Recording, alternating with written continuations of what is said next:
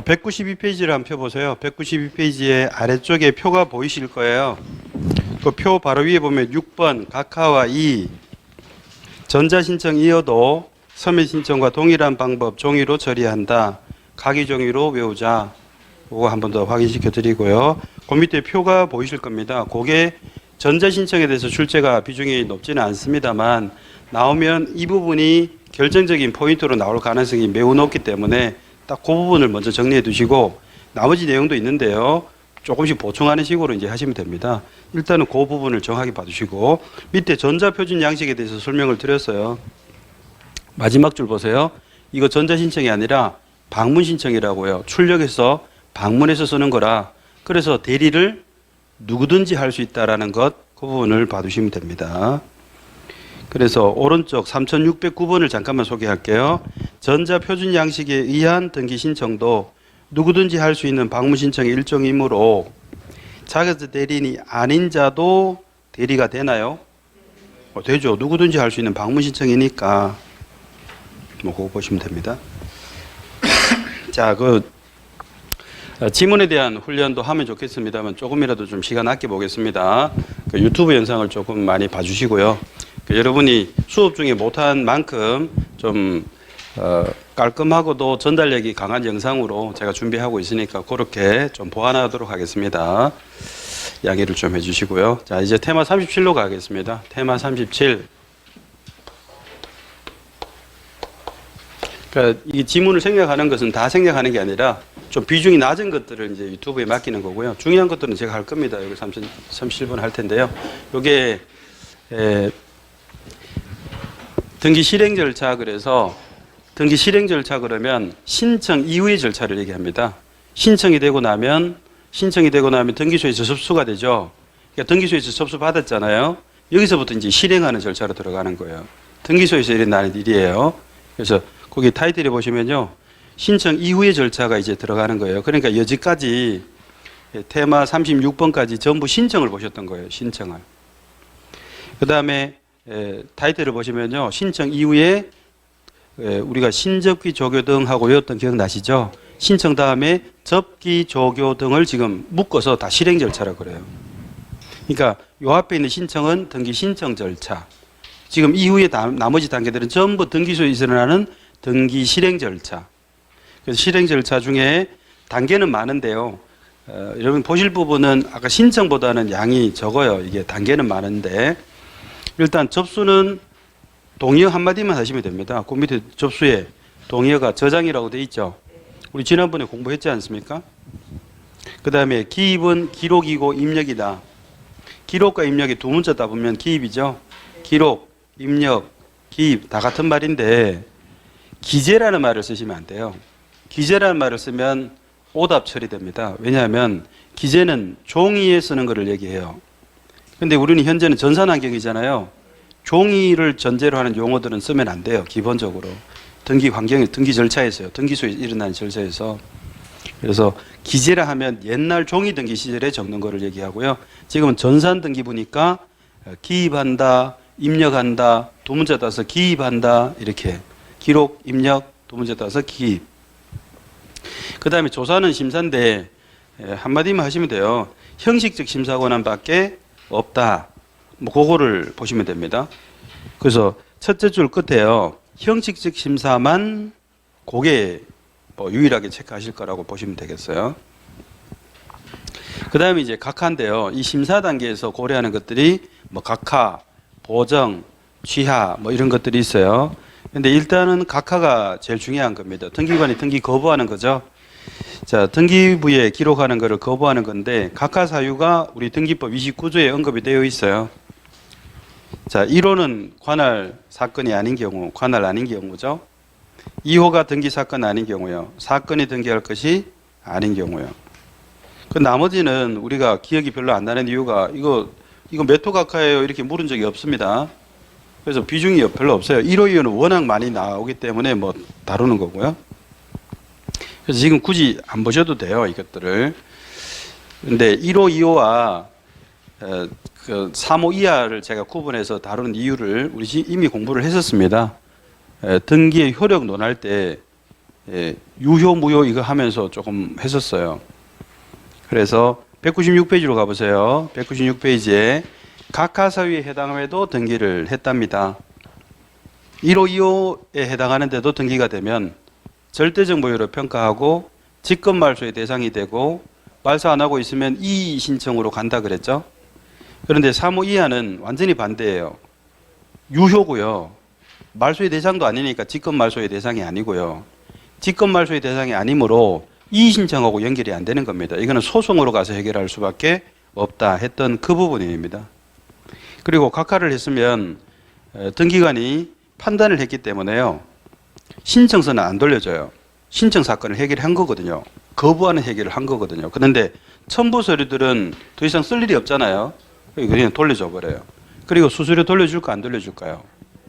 안 돌려줘요. 등기관이 이미 판단을 했잖아요. 그래서 등기관의 용역에 대한 대가로 주는 게 수수료이기 때문에 손숫자를 기억하시라 그랬죠. 그래서 등기관이 이미 판단하는 일을 해버렸기 때문에요. 수수료를 돌려받지는 못해요. 각하됐을 때는. 자, 그런데 그 중에서 비중이 있는 게 그 밑에 박스입니다. 법 29조 2호 사건에 등기할 것이 아닌 경우에 예.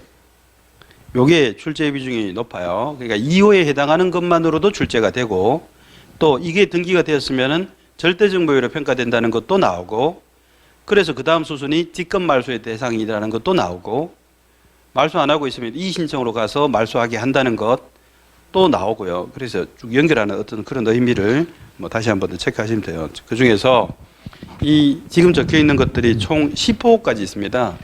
지금 얘기하는 게 규칙 52조인데요. 규칙 52조가 중요한 게 아니고요. 거기 1호, 2호부터 10호까지 규칙 52조 있는데 규칙 52조라는 것 그리고 1호, 2호부터 뭐 몇 호 이 번호가 중요한 건 절대 아니고요. 여기 지금 언급된 것들이 법 29조 각하사유의 2호 등기사건 아닌 걸로 각하된다는 게 중요합니다. 그래서 그거를 좀 정리해 드릴게요. 2호 각하의 대상 법 29조 2호죠. 요거 다른 말로 하면 등기 사건이 아니어서 각하되는 것을 얘기해요. 등기 사건 아닌 게 예가 많거든요. 1호는 관할 안 지킨 거라는 단순한 사건 하나밖에 없지만 이거는 등기 사건 아닌 거는 예가 많아서 규칙 52조로 따로 규율을 하게 된 거거든요. 이 규칙 52조가 예전에 없었는데 2011년에 전부 개정하면서 신설을 했던 거예요. 2호 각하 예가 워낙 많으니까 정리하는 차원에서 규정을 신설했죠. 안 그래도 출제가 많이 됐는데 규칙 52조라고 규정을 둬서 예시하는 규정까지 만드는 바람에 출제 비중이 더 커졌다고 보시면 됩니다. 거기에 이제 규칙 52조 1호부터 이 번호가 중요한 건 아니지만 이 번호를 제가 적는 거는요. 이 순서대로 기억하시기를 저는 권합니다. 안 그러면 이거를 좀 깔끔하게 정리를 못하는 경험을 제가 많이 해가지고요. 이 번호를 그대로 순서대로 이게 번호에 집착하지 마시고 이 순서를 좀 기억하시는 것이 좋다. 순서대로 기억하는 게 오래 가더라라는 경험에서 번호도 제가 고려하겠습니다. 마지막 10호는 시험에 안 나옵니다. 이게 기타 등등이거든요. 기타 법령에 의해서 등기할 수 없음이 명백한 경우인데 그거를 지문으로 낼 수가 없는 거니까 그건 논의 대상으로 안 하고요. 9가지를 일단 집중해서 기억하시기를 권하는데요. 우리가 다 다뤘던 것일 수도 있는데 처음에 이 19가지를 기억할 때 물꼬를 트는 게 좀 어려워 하시더라고요. 그래서 이런 힌트를 드릴게요. 2호 각하 예를 기억할 때 우리가 지금 무슨 법 공부하고 있죠? 등기법이요. 그래서 등기법 공부하고 있거나 이렇게 해두시면 물꼬가 터지는 겁니다. 자, 등기 능력이 없는 이 말 기억하시고요.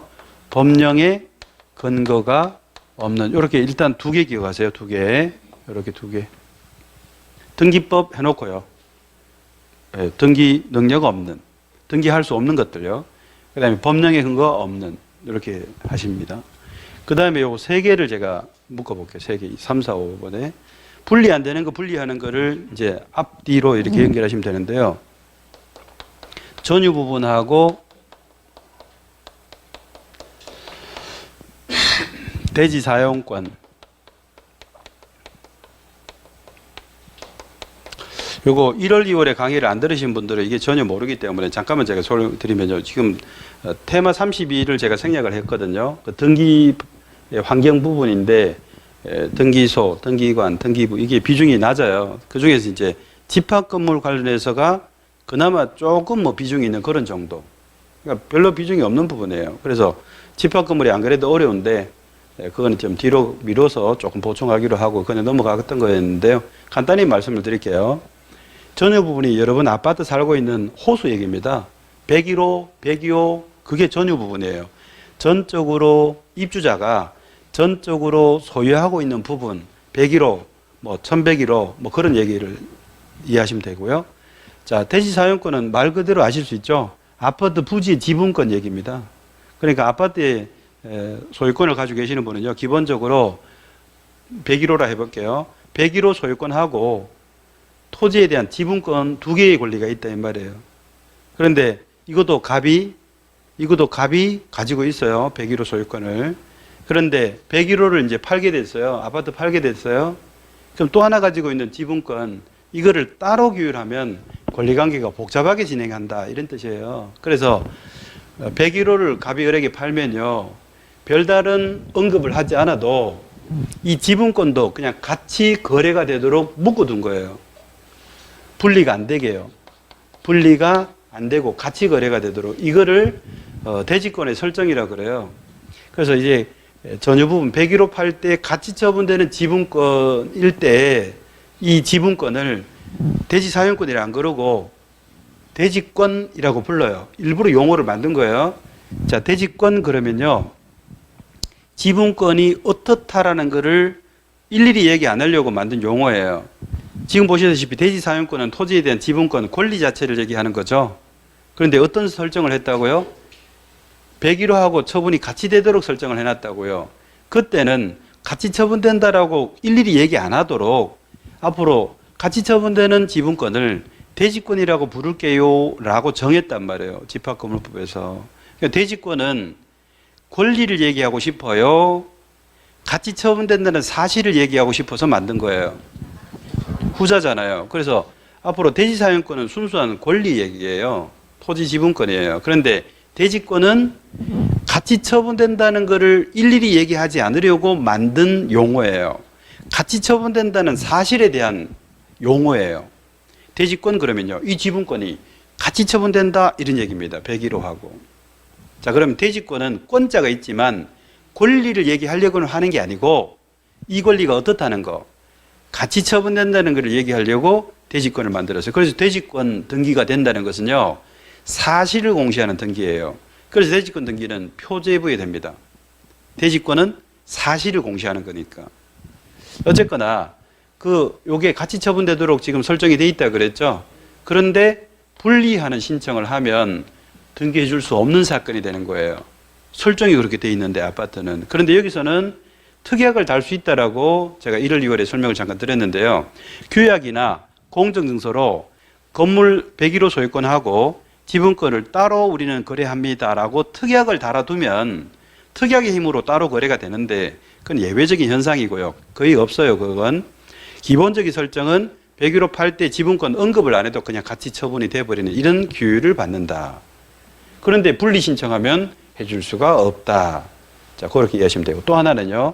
이런 맥락이 있는 게 저당권, 피담보, 채권. 자, 요거는 어떤 관계에 있어요?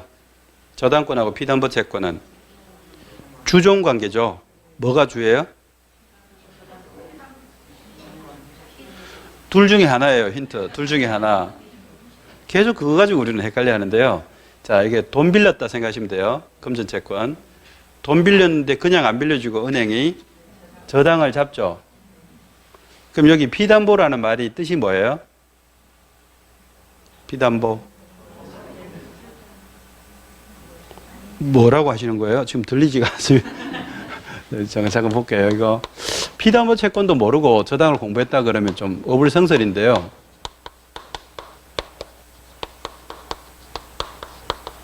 지금 제가 채권이라고도 일부러 한자로 적어봤어요. 자, 여기 사람 인변입니다, 이게. 그러니까 채권의 뜻이 사람에 대한 권리요. 사람에 대해서 책임을 묻는 권리. 그럼 물건에 대해서 권리를 가지고 있으면 물권이요. 기본적인 틀이 거기서 출발해야 돼요. 민법의 틀이에요. 총칙이 일반적 공통적인 것을 앞에 몰아놨고요. 본격적으로 얘기할 때 물권, 채권, 친족, 상속 이렇게 돼 있다고요. 5부분으로, 5파트로. 그러니까 민법은 기본적으로 친족, 상속 이쪽은 이제 논외로 하면 가족관계니까요. 신분에 대한 거잖아요. 논외로 하면 물권, 채권 이거 공부하는 게 민법이에요. 근데 민법 공부하는데 채권의 뜻도 모르면 곤란하죠. 자꾸 채권이라고 말만 하는데 채권의 뜻을 정확히 이해를 하셔야 돼요. 사람에 대한 권리예요. 임차권은 물건이에요, 채권이에요? 채권이에요. 왜요? 임차권이 왜 사람에 대한 채권이냐고요.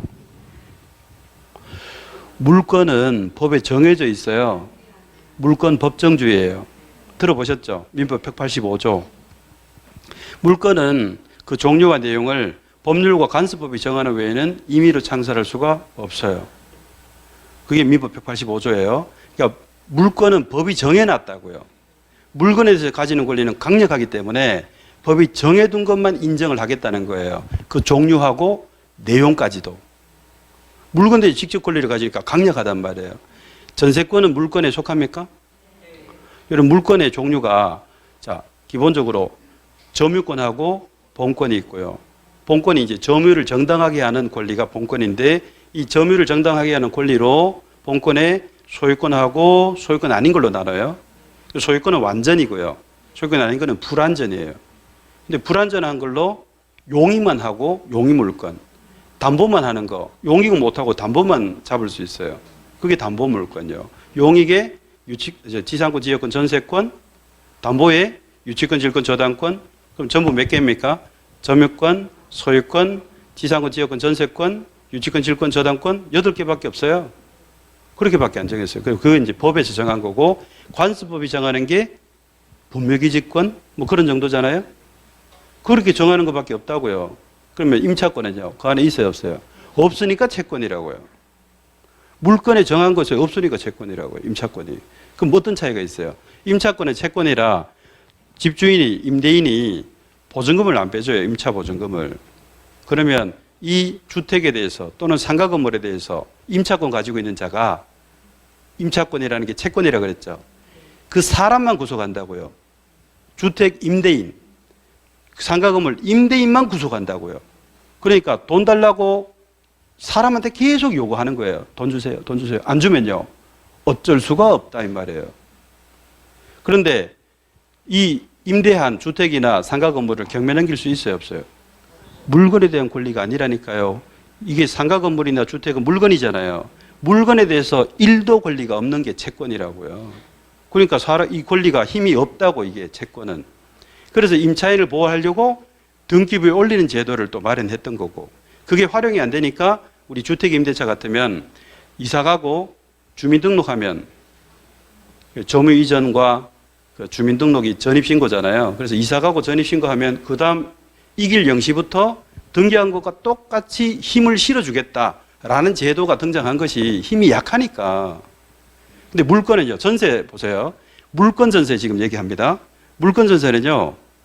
등기부에 올라가야 생겨요. 법정 전세라는 게 없어요. 약정 전세라 등기부에 올려야 돼요. 민법 186조에서. 전세권을 가지고 있죠. 그럼 뭐를 구속하는 거예요? 주택과 상가 건물 자체를 구속하는 거예요. 그러니까 전세금을 안 빼죠. 그러면 돈 안 주세요라고 뭐 따지고 할 것도 없어요. 주세요 할 것도 없어요. 경매 넘기면 됩니다. 강력하죠. 힘의 차이가 느껴지세요? 그거 차이입니다. 그러니까 이 채권이라는 것 자체를 그렇게 접근하셔야 돼요. 민법에 앞으로 이제 계속 공부를 하실 텐데 민법에 그 우리 재산권표 친족 상속은 빼고요. 제일 큰 화두가 이거예요. 물건이냐 채권이냐 거기서부터 이제 출발하는 거예요, 사실. 어쨌든 채권이라는 거 일단 의미를 좀 아셔야 되겠고요. 채권인데 두 개가 있어요. 피담보 채권이 있고 또 하나가 뭘까요? 무담보 채권이 있어요. 그러면 둘 다 채권 맞죠? 그래서 묶으면 그 채권이에요, 그냥. 자, 채권이라 하면 피담보, 무담보 있는데 뜻의 차이를 아시겠어요? 이건 뭔 뜻이에요? 담보가 없죠. 그럼 이거 비교해 보세요. 이건 뭐라고요? 담보가? 이 피자를 수동의 피자잖아요. 우리 피고, 피소, 피해자 이런 말 쓰잖아요. 피의자 뭐 이런 말. 이게 수동의 피니까 담보가 잡혀 있다 이 뜻이에요. 잡혀 있다. 그래서 수동의 피자를 쓴 거예요. 그러니까 한마디로 하면요. 담보가 있다 이 말입니다. 그러면 지금 저당에서 담보를 얘기하는 거잖아요.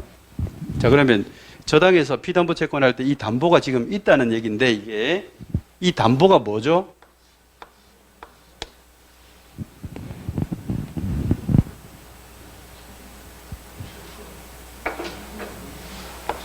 이게 저당이에요. 저당.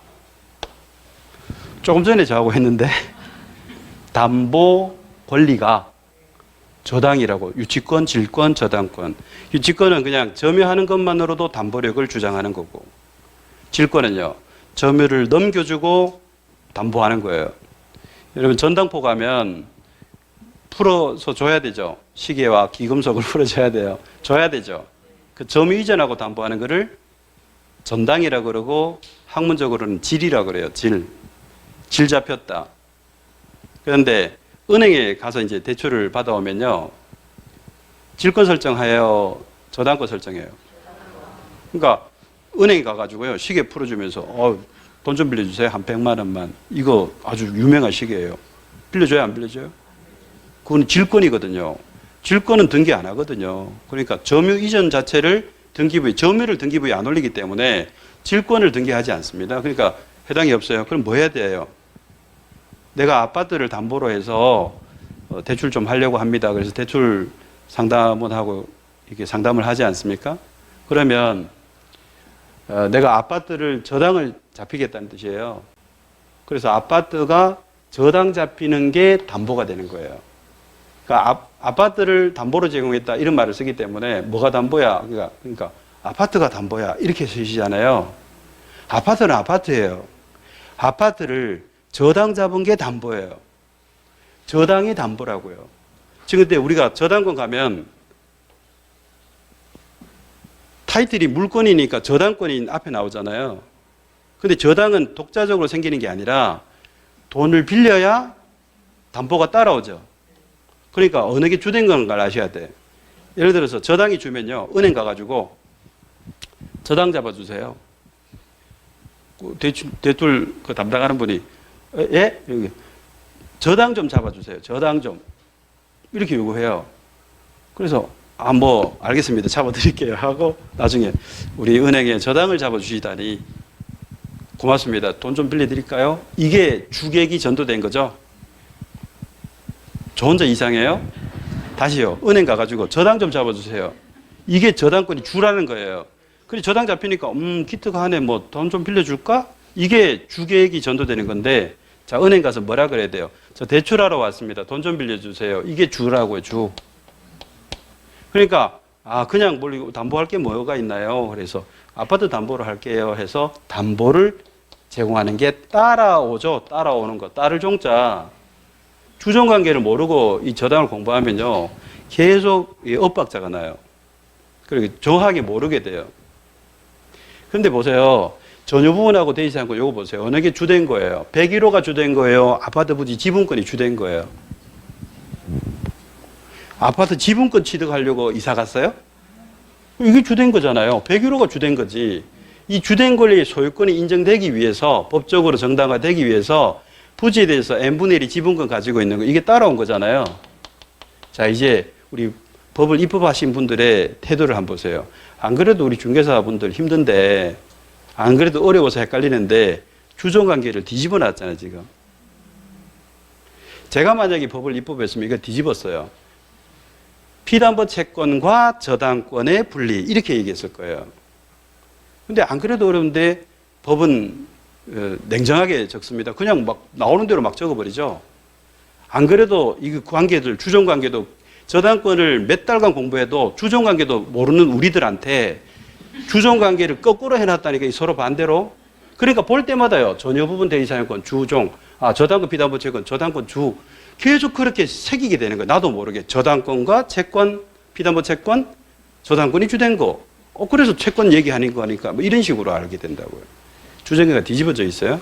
자, 요 주종관계를 좀 이해해 볼게요. 지금 제가 이거 하는 거는요, 민법이 아니고 뒤로 가서 저당권 등기를 제가 공부해야 돼요. 저당의 본질을 알아야 이해되는 지문들이 나와요. 그 민법 공부하고 분리가 절대로 안 됩니다. 제 과목은. 같이 하셔야 돼요. 자, 돈 빌리니까 담보가 따라오니까 주종관계 이해하셨죠? 이거를 기억하세요. 돈 빌리니까 담보를 잡지. 자, 그러니까 저당을 공부해요. 그럼 채권이 나오잖아요. 이게 주된 거니까. 피담보예요, 무담보예요? 아니면 둘 다를 얘기하는 거예요. 자, 피담보 채권이라고 나왔는데요. 저당에서 얘기하는 채권은 채권이라 하는 것이 요렇게, 요거 다 채권이잖아요. 무담보든 피담보든 간에. 이 두 가지를 다 다루는 것이 저당일까? 피담보를 다루는 게 저당일까? 무담보를 다루는 게 저당일까? 모르겠다가 4번. 손들기 싫다가 5번. 이제 이러면 손을 한 번은 드셔야 돼요. 자, 저당 공부할 때 채권이 나오는데요. 그게 이 피담보, 무담보 다 묶은 채권이다 라고 생각하면 1번. 1번에 해당한다고 생각하면 손 들어보세요. 네. 다수 있습니다. 다수. 자, 피담보 채권만 얘기한다. 손. 이거 다수 세기 힘듭니다, 지금. 무담보. 손 안 드시네, 제로. 모르겠다. 손 들기 싫다. 2번입니다, 2번. 그러니까 보세요. 저당이 뭐라 그랬죠? 이게 담보라고요. 담보 권리를 공부하는 거예요. 그럼 담보가 지금 있는 게 전제돼 있죠? 그러니까 피담보밖에 안 나오는 거예요. 무담보가 나올 수가 없다니까요. 그럼 저당을 안 잡았다는 건데, 그럼 저당권 왜 공부해요? 다시 저당이 담보라고요. 그럼 이 채권은 저당이 있죠? 담보가 있죠? 그러니까 피담보라는 말밖에 안 나오는 거예요. 제 후배 중에 석사 논문 준비하는 후배가 있었는데, 제가 아주 기억나요. 이거 피담보 채권. 그래서 피담보 채권 얘기하니까 그 뜻을 몰라가지고 저한테 석사 논문 준비하는 후배가 피담보 채권이 뭐예요, 형? 라고 물어요. 나이가 적지도 않았는데 법대 4년 동안 뭐 했는지 모르겠어요. 근데 그런 친구들이 굉장히 많아요. 저당을 공부했는데 피담보 채권 뜻도 몰라.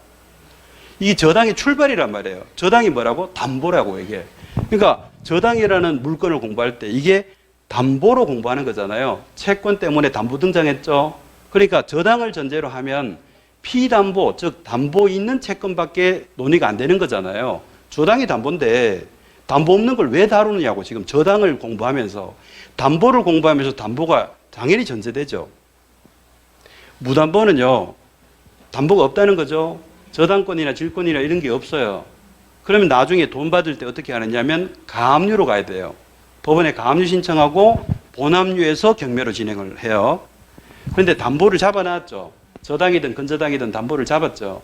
그럼 돈 안 갚으면 어떻게 해야 돼요? 담보를 실행하면 돼. 가압류라는 제도로 넘어가지가 않는다니까요. 본질적으로 다르다고요. 무담보와 피담보가. 그 정도는 아셔야 돼요. 이게.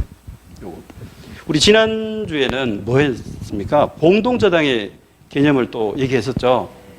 그것도 모르시는 분들이 꽤 많아서 이 저당의 본질에 대해서, 저당은 언제나 그게 그 자체가 담보인데 저당이 그 담보 있는 채권밖에 논의하지 않는다는 거 오늘 공부하셨고요. 그때 저당의 본질은 경매를 전제로 해서 아무것도 넘겨받지 않고도 담보를 하는 저당제도는 그 담보력이 경매제도에 있단 말이에요.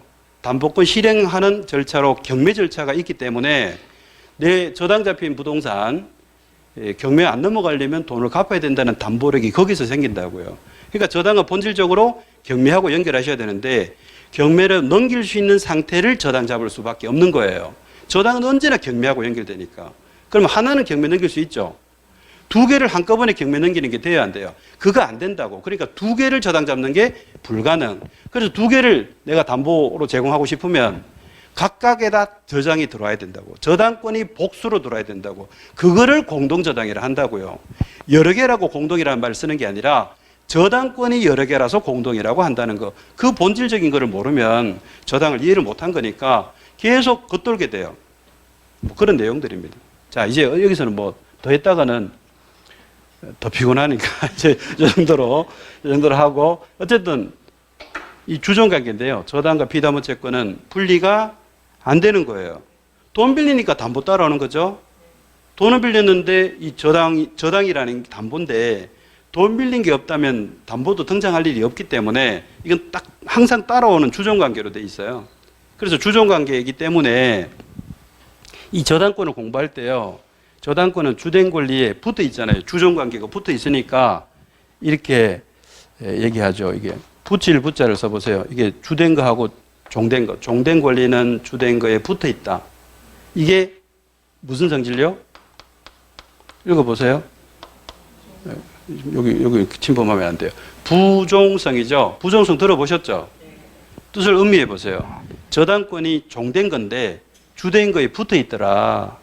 저당권은 종된 권리로 주된 거에 따라가는 붙어 있는 성질. 그래서 돈 빌리니까 저당이 따라왔어요. 원리금을 다 갚아요. 그럼 이거 따로 놀아요? 같이 없어져야 돼요? 돈 다 갚으면 저당권도 소멸한다. 민법 365조입니다. 그래서 돈을 다 갚으면 저당도 소멸한다. 이게 부정성. 자, 또 하나. 주종관계이기 때문에요. 그림으로 이렇게 이해하는 게 더 빠를 수 있어요. 이게 채권이에요. 그 다음에 저당권이에요. 자, 주된 권리고 종된 권리예요. 자, 이게 지금 제가 일부러 붙여서 그랬잖아요. 그래서 부종성을 가지고 있다고. 저당권이 부종성. 주된 거에 붙어 있어서 운명을 같이 해요. 그래서 채권이 등장하면, 채권이 생기면 저당도 생기고, 채권이 소멸하면 이것도 없어지는 거예요. 이거는 발생 소멸에 관한 부종성 자체를 얘기하는 거고요. 그 다음에 이 부종하기 때문에 이런 일도 일어나죠. 채권을 다른 사람에게 넘겨요. 이거 채권 양도잖아요. 그럼 저당권은 따로 놀아요? 같이 넘어가야 돼요? 붙어 있잖아, 지금. 그래서 이게 채권이 양도가 되면 저당권은 걸리니까 이전이 돼야 된다. 우리 등기 공부하니까. 채권 양도로 저당권 이전 등기가 따라오네요. 이렇게 되는 거죠. 근데 여기서 하나 더 해볼까요? 채권의 일부 양도가 가능해요? 내가 1,000만 원 받을 거 있는데 500만 원 네가 받아. 그렇게 할 수 있어요? 안 되긴 뭐 안 돼요. 그렇게 할 수 있죠. 지금 또 저 혼자 하고 있습니다, 지금.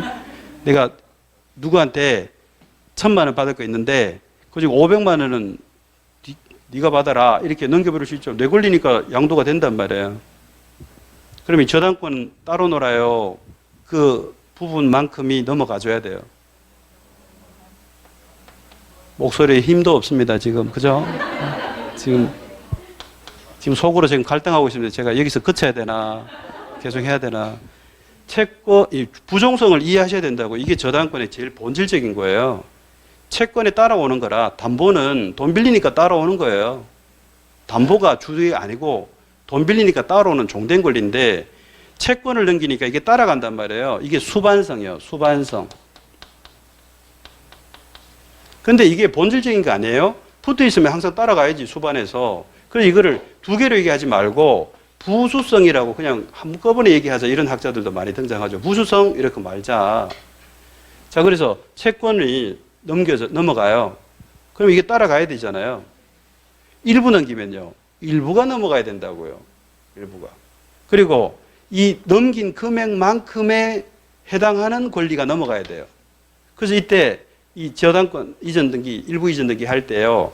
그 일부에 해당하는 이 금액이 얼마인가의 비율에 따라 넘어가기 때문에 여기 양도액을 적어줘야 돼요. 안 적어도 알아요. 적어줘야 된다. 이게 똑같아요. 이거를 다르게 바꿔볼까요? 채권은 채권이니까 그냥 피담보 채권이라 안 그러고요. 전세금, 반환 채권. 전세 기간 끝나고 전세금 돌려받아야 돼요. 그 전세금 반환 채권이잖아요. 그럼 이게 저당권이 아니라 뭐가 나올까? 전세권이 등장한다, 이게. 그러면 똑같은 논리예요. 전세금 돌려받을 것 중에 내가 1억 받을 거 있는데 그중에 5천만 원은 내가 아주 빚진 적이 있으니까 1억 받을 것 중에 네가 5천만 원 받아가라고 일부 양도를 해버려요. 그럼 전세권의 그 일부도 넘어가는 겁니다. 그래서 양도액을 적어줘야 된다는 구조가 똑같아요. 자, 그럼 질문. 우리 시험에 피담보 채권의 양도로 저당권이 일부 이전되고 일부면 일부가 이렇게 넘어가는 이 관계 하나. 전세금 반환 채권하고 전세권 관계에서도 또 똑같은 구조인데 이 전세금 반환 채권을 넘기면 또는 일부 넘기면 그 전세권의 이전 또는 일부 이전 이게 이루어지는 것 이게 2번. 우리 시험에 어느 게 나왔을까요? 다 나왔어요, 다. 근데 다 나온 줄도 모르는 분들이 많아요. 시험에 분명히 기출문제로 언급이 되고 있는데도 말이죠. 자, 더 하면 더 힘들어질 거니까 여기까지 하겠습니다. 어쨌든, 자, 여기서 이제 정확하게 보세요.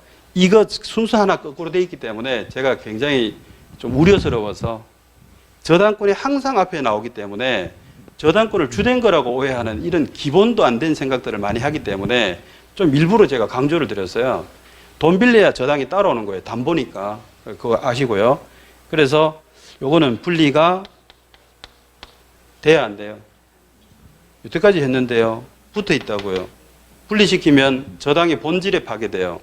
담보는 돈 빌렸을 때 담보가 생겨야 돼요. 그래서 이거를 분리하는 순간 저당제도의 파괴예요. 만약에 등기부에 저당권이 올라가 있는데 채권 채무 관계가 없다는 게 발견이 돼요. 그럼 이 저당권 등기 무효입니다. 채권이 없는 저당은 존재하지 않는단 말이에요. 그러니까 분리하는 순간 저당이 파괴돼요. 해줄 수 있는 사건이 아니잖아요, 이게. 자, 요 사이에 이렇게 순서가 이렇게 돼 있게 돼요. 어쩔 수 없는데 여기에 농지에 대한 전세권 해줄 수 없습니다. 왜 못하느냐면요. 헌법에서부터 금지하고 있고 민법도 금지하고 있고 농경지는 전세권 대상에서 제외라고 돼 있잖아요. 등기에도 지금 안 된다고 돼 있거든요. 그러니까 이래저래 안 되는 겁니다. 농지 전세권은. 그럼 이걸 뒤집으면 농지에 대해서 안 되는 권리가 전세권이 안 된다 그랬죠. 법이 못하게 있어요. 이건 경자 유전의 원칙을 관철하기 위해서 한 건데요. 그럼 나머지요. 농지에 대한 지상권 될까요? 지역권, 임차권. 요거 아니면 다 가능하다 그러시면 돼요. 그게 바람직한 건 아닌데요. 가능하다는 거예요. 농지 임대차도 가능해요. 바람직한 건 아니에요. 뭐가 바람직합니까? 농지에는 소유권이 바람직하다고요. 그게 경자 유전. 농부는 농사를 가지고 농사 지어라. 이게 제일 바람직한데 그렇게 될 상황만 있는 건 아니잖아요. 농지도 못 가지고 있는 농민들도 있으니까 농지 임대차를 허용해 주고 있죠. 하지만 전세는 안 됩니다. 이게 소장농 금지하기 위한 제도입니다. 이렇게 세 가지를 좀 기억하시고요. 이게 분리 안 되는 거 2개 하시고 중간에 농지 전세권 하시고 그다음에 6번, 7번을 또 묶어보면요. 요거 우리 이미 공부했던 거예요. 일부 지분에 대한 보존 등기. 그 다음에 일부 지분에 대한 상속 등기. 우리 3, 4월 강의에 등기 첫 시간에 이미 했던 거죠. 보존 등기하고 상속 등기는 누가 하든 몇 명이 하든 일이 되는 등기만 해줄 수밖에 없다. 그래서 일부 지분에 대해서는 등기 사건이 아니게 되는 거죠. 그래서 2호 각하고요. 이 부분에 대해서는 지난번에 좀 더 연결했죠. 이 두 가지가 등기가 되어 있다면 일부 지분 보존 등기 되어 있다면 2호 각하에 해당하니까 등기되면 절대적 무효고 직권 말소의 대상이고 그리고 말소 안 하고 있으면 왜 직권으로 말소하지 않나요? 라고 직권 발동을 촉구하는 의미의 신청이 들어가서 지우게 한다. 그 말소는 신청이라는 말에 들어가 있어도 신청 말소가 아니라 직권 말소다. 이제 그까지 우리 했던 거를 떠올리시면 더 좋죠.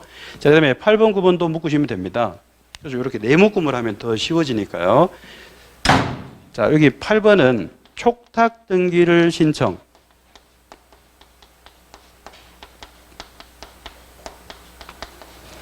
요게 이제 키워드인데 촉탁 등기라는 거는요.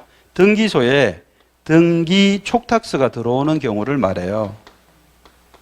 근데 신청은 등기 신청서를 써냈다는 겁니다. 그럼 이건요. 절차 위반이에요. 관공서로부터 등기 촉탁서가 우편으로 날아와야 등기가 개시되는 건데 당사자가 급하다고 등기소에 바로 등기 신청서를 써온 거예요. 절차를 위반했죠. 등기 사건 아니게 됩니다. 그 등기해줘도 이거는 절대적 무효로 평가되고 직권 말소로 가요. 근데 촉탁 등기를 신청이라고 나왔을 때 이 촉탁 등기를 신청했다 이렇게 내면은 알아보시는 분도 그 촉탁 등기의 예시를 적으면 많이들 틀리시거든요. 그래서 그 촉탁 등기의 예는 적기보다 제가 좀 찾아드리겠습니다.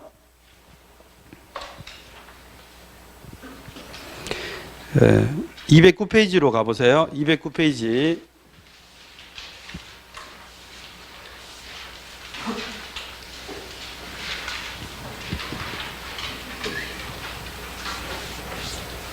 아까 요거 채권이 소멸하면 저당권도 소멸한다는 거는요. 369조입니다. 이게 제가 365조라고 잘못 말한 건데 365조는 일괄경매 청구권 조문이고요. 조문 혹시라도 적으신 분들이 있으면 요 정도 조문은 좀 봐두시는 게 좋기 때문에 일부러 제가 잘못된 거 정정할게요. 369조. 요거 외우기 쉽습니다. 369 게임처럼 생각하시면 될 것 같아요. 자, 209페이지 펴셨죠? 밑에서 세 번째 박스 보세요. 등기관이 미등기 부동산인데 법원의 촉탁에 따른 소유권 처분 제한 등기의 촉탁을 받아요. 그럼 지금 미등기라고 등기부 없잖아요. 그래서 촉탁받은 등기를 등기부 없다는 이유로 거부하면 지금 촉탁한 주체가 법원이라는 등기소의 상급기관이에요. 근데 이때 거부하는 것은 상하조직의 파기가 돼요. 그래서 촉탁받은 등기를 해주도록 하기 위해서 미등기니까 등기부 개설하는 것을 직권으로 하라고 권한을 준 거예요.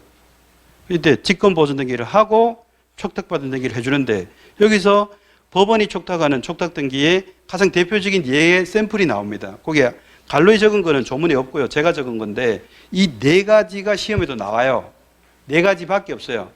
촉탁 등기가 네 가지밖에 없다는 뜻이 아니라 법원이 등기소에 촉탁서 보내는 소유권 처분 제한 등기가 네 가지밖에 없어요. 이 네 가지를 찾는 것도 시험에 나왔었거든요. 경매개시 결정 등기와 가압류 등기와 가처분 등기와 임차권 명령 등기. 자, 이 네 개 중에 뭔가가 나오면 여러분들이 제일 먼저 떠올리셔야 우리 시험에 강해질 수 있는 포인트 첫 번째가 촉탁 등기예요. 그래서 칠판을 잠깐 보세요. 이렇게 시험에 냈어요.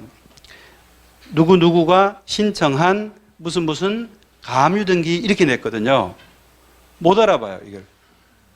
가압류 등기 보고도 촉탁 등기라고 새기지 못하니까 촉탁 등기를 신청해 왔다는 구조로 연결을 못하는 거예요.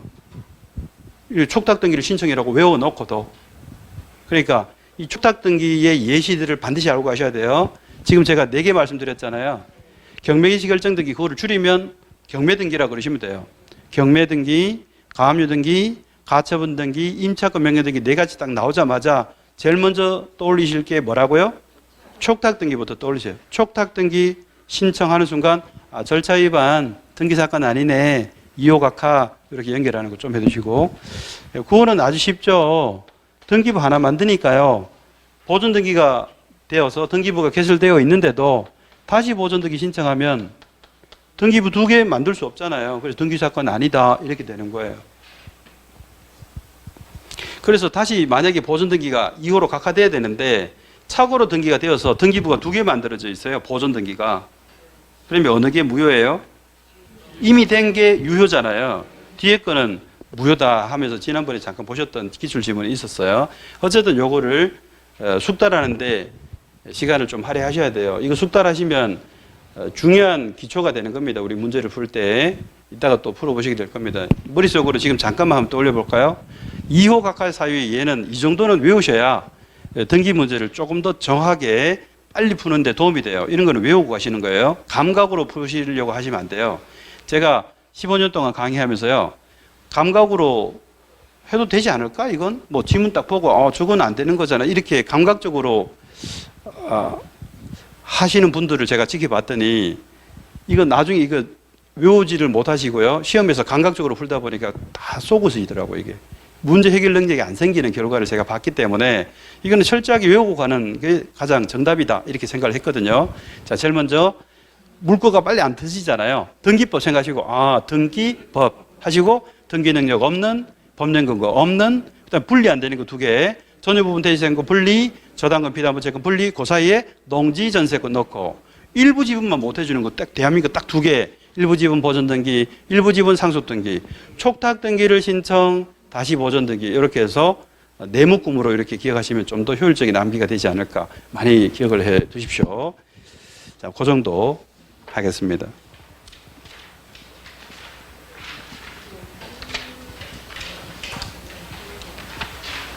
자, 그리고 198페이지로 한번 가볼까요? 198. 등기필 정보의 작성 통지라고 지금 돼 있어요. 우리 그 신접기 조교 등의 마지막 절차잖아요. 교합하고 나서 권리증을 권리자에게 만들어주는 거, 이게 굉장히 중요한 업무인데, 자, 이거 다 보지 마시고요. 나머지는 다 참고예요. 어디를 보셔야 되냐면, 일단 요약은 해드리지만 시험에 직접 관련되는 걸 제가 걸러드립니다. 198페이지에 제일 중앙에 보시면 중앙점의 박스 조금 크게 보이는 거, 제가 파란색의 굵은 글씨 핵심을 좀 적었다 싶은 그 박스요. 위에서 세 번째 박스입니다. 거기를 보셔야 돼요. 나머지 것들은 보충이에요. 등기관이 등기권리자의 신청에서 다음 등기를 할 때는 등기필 정보를 작성하여야 한다. 그 외에는 작성하지 않는다. 자, 세 가지죠. 첫째, 새로운 권리에 관한 등기를 하고 나면 이제 권리자가 생겼다 이 얘기죠. 그리고 권리자에게 권리증 주는 거 당연한 거 아닙니까? 근데 권리를 취득하는 등기가 어떤 거냐? 새로 등기 명인이 되는 등기는 원시 취득이면 보존 등기, 승계 취득이면 설정 등기와 이전 등기예요. 설정적 승계 취득, 이전적 승계 취득. 그런데 변경 등기 중에 권리자가 추가되는 변경도 권리자가 새로 등장하잖아요.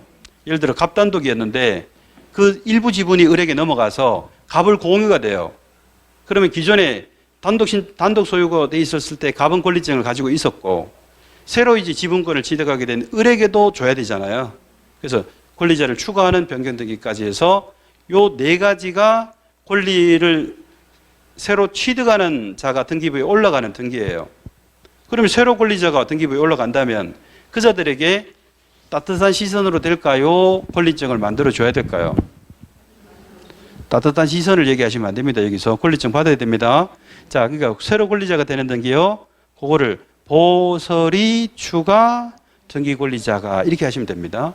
근데 이렇게 권리를 추가하는 등기, 권리자가 생기는 등기를 했을 때 권리증을 준다는 건데요. 순탄하게 이런 등기를 못하고 소송까지 가서 판결을 받았어요. 그럼 판결을 받아가지고 이런 등기를 하게 됐어요. 보설이 추가 등기 권리자 이런 것들을 하게 됐어요. 그러면 이 판결에 의해서 등기한 자에게도 권리증을 줘야 돼요? 당연히 줘야죠. 원래 등기가 순탄하게 되었을 때 권리자에게 권리증 받아야 되는데 제때 못 받아가지고 제대로 못 받아가지고 소송을 제기해서 판결 받았어요. 그럼 이 승소한 등기 권리자잖아요. 승소한 등기 권리자가 판결 등기하더라도 이제 권리자로 올라가게 된 거니까 물론 판결의 힘을 빌었을 뿐이지 권리자니까 권리증을 줘야 되는 거니까요. 이 보설이 추가 등기 권리자 안에는 승소한 등기 권리자의 판결 등기, 즉 원래의 판결 등기가 포함이 되어 있는 겁니다. 이게. 그 다음에 이번에 설정 이전의 가등기인데요. 가등기하면 권리 취득을 못하죠?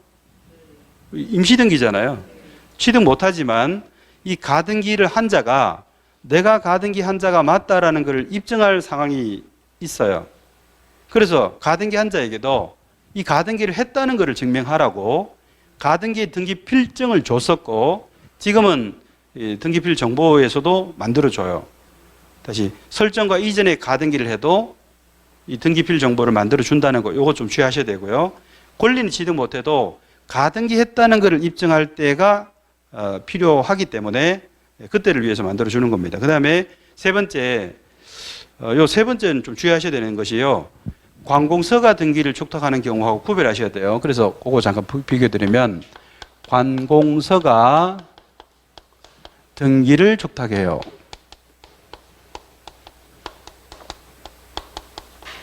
이 말 뜻이 뭐냐 하면요. 이 말 뜻이 관공서가 권리 취득을 한다는 뜻이에요. 그러니까 관공서가 의무자가 아니라 권리자가 된다는 거예요.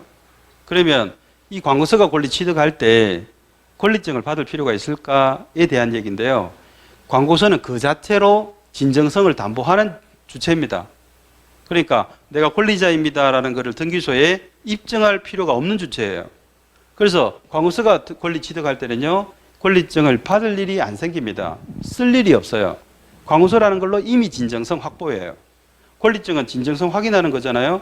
앞으로 기하가 이 부동산 권리자임을 등기소로부터 증 하나 받은 걸로 입증하세요. 이런 뜻으로 주는 게 등기필증이고 지금은 등기필 정보인데 광고서는 그럴 필요가 없다는 거죠. 그러니까 광고서가 등기를 촉탁했다 이렇게 나오면 이미 나왔고요.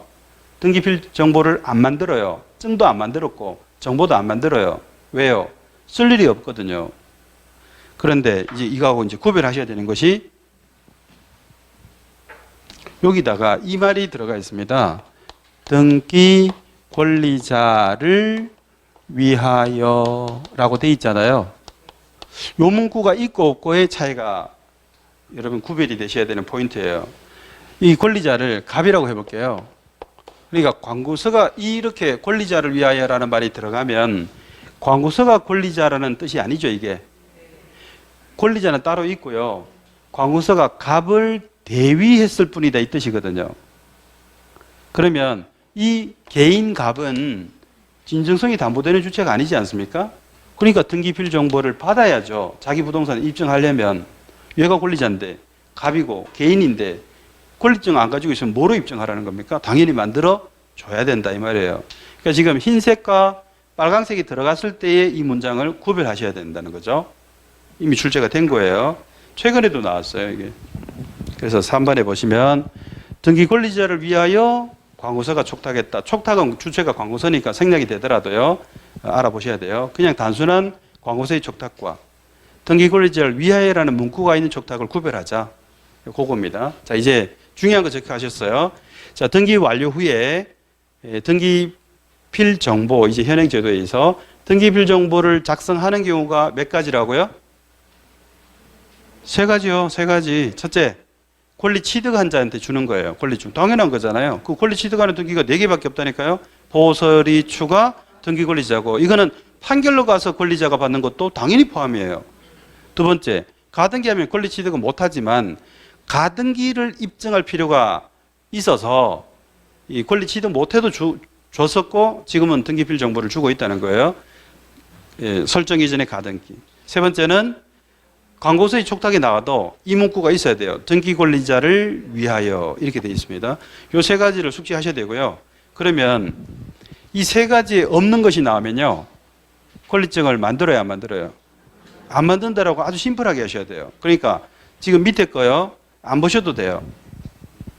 이 보는 게 오히려 더 혼란스러울 수 있어요. 두 개를 다 하시면 안 됩니다.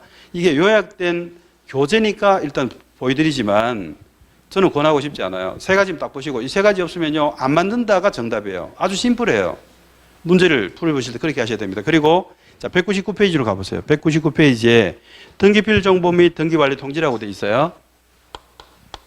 등기필 정보 및 등기 완료 통지. 옛날에 초창기에 등기 완료 통지서 그랬는데요. 그 다음에는 등기 완료 통지로 이렇게 소자를 빼고 지금 교부하고 있습니다. 이게. 자, 그러면 보세요. A하고 B라고 해볼게요. A하고 B. A하고 B 이렇게 구별했습니다. 빨간색 줄, 흰색 줄. 그러니까 이 서류는요. 두 개를 담고 있다는 거예요. A 및 B잖아요. A하고 B. 그럼 일단 그 밑에 보면 박스 처리되어 있는 부분이 있어요. 권리자 누구 이렇게 해놓고 뭔가 정보가 적혀 있는데요. 이 박스 처리된 거하고 그 밑에 부착 기준선이라고 있습니다. 부착 기준선 보이시죠? 여기에 스티커가 붙어 있거든요. 그래서 보안 스티커가 이렇게 붙어 있고요. 이렇게 붙어 있는데 이게 보안 스티커고 여기에 경고문이 붙어 있습니다. 이거를 부정 사용을 목적으로 권리자 아닌 자가 이거를 개봉을 하거나 제공을 하면 형사처벌 받는다고 되어 있어요. 형사처벌. 경고문이 있고요. 이 보안 스티커 떼면 보이는 게 일련 번호하고 비밀번호 50개가 적혀 있는 박스가 보이죠.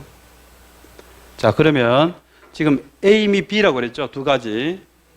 자, 위에 박스 처리돼서 적혀 있는 이 정보는 등기필 정보일까요? 등기관리 통지일까요? 예. 지금 이 순서가 보세요. 등기필 정보 및 등기관리 통지라고 되어 있으니까 이게 등기필 정보라고 하시는 분들이 많습니다. 그런데 중요한 걸 앞에 뺀 거예요. 중요한 걸. 순서를 나타낸 게 아니라 중요한 걸 앞에 뺐다는 이게 권리 증명하는 거고 이거는 완료된 통지서예요. 알림장에 불과해요. 이거는 권리 증명하는 거예요. 기능이 달라요. 자, 지금 이미 구별이 되시죠? 색깔로 구별했잖아요, 제가. 이게 등기필 정보예요. 이게 등기관리 통지입니다. 이것도 못 보시면 안 됩니다. 이게. 일단 그 정도. 그리고 밑에 그 주의사항 그래서 경고문이 다 있는데요. 많은 분들이 너무나 소중하게 이 권리증을 간직한다고 보안 스티커 한 번도 안 떼보고 고의 간직하고요. 이게 경고문도 안 읽어보셔요. 혹시나 따를까. 근데 꼭 읽어보셔야 돼요, 이거.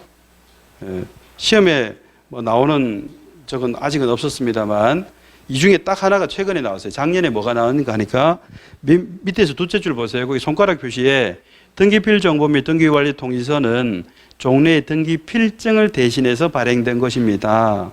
제도가 바뀌었죠. 분실 시 재발급되지 아니한다. 요거를 작년에 출제했죠. 자, 그리고 나머지 거는 일단 시험에서는 언급하지 않는 부분이라 일단은 제가 생략합니다만 1월, 2월에는 좀 설명을 좀 드렸었어요. 그건 보충하시면 되겠고요.